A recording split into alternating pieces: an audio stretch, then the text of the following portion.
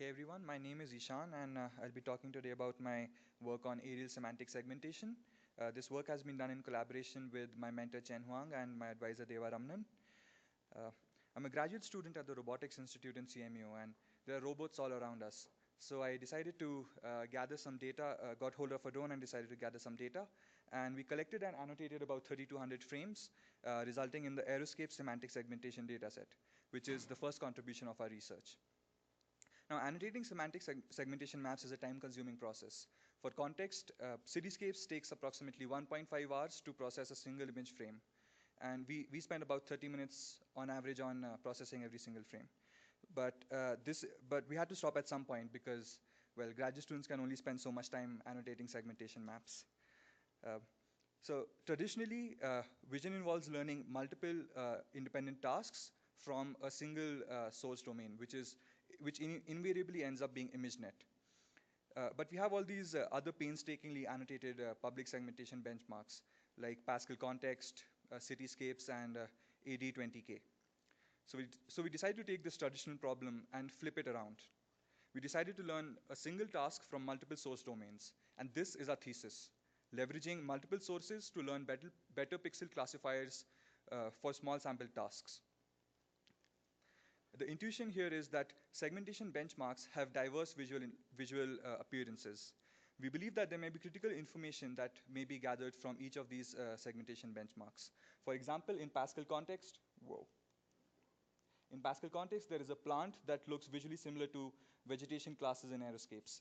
And even more surprisingly, there are indoor objects like shards in AD20K that look visually similar to a street light in AeroScapes. The other argument is that ImageNet consists of a lot of instances of humans, but AD20K with fewer instances has humans that look visually similar to AeroScapes humans. And so the quality of data that may be gathered from these small segmentation benchmarks may be more valuable than large benchmarks like ImageNet.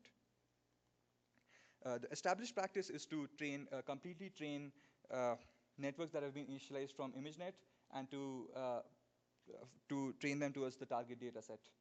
We decided to extend this by partially freezing some of the layers in Pascal context trained networks and training these task-specific layers for our target data set.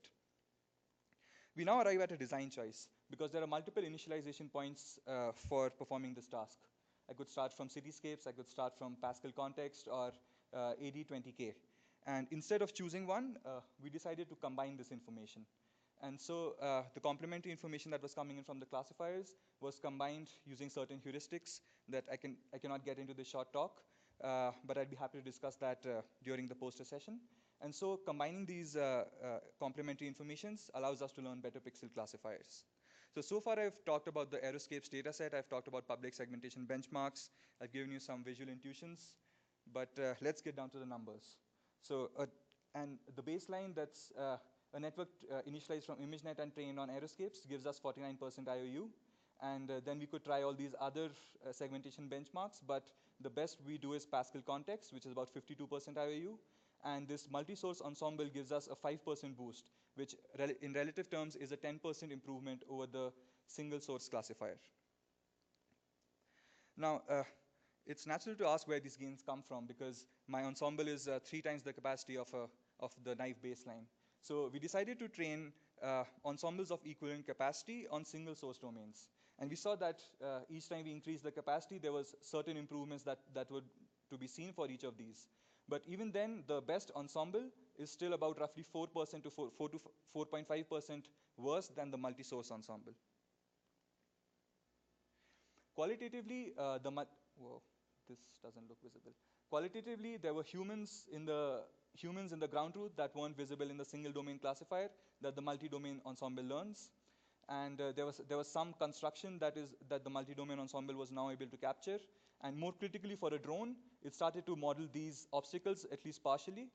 And the multi-domain ensemble missed this tiny drone over here, but in the next case, it started modeling this. I mean, you can't see it, but it's there.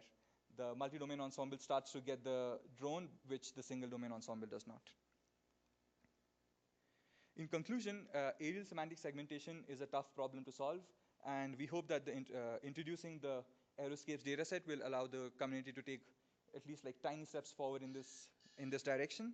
And the introduction of this multi-source ensemble allows us to learn classifiers that would not have been possible to be learned from a single source. Thank you.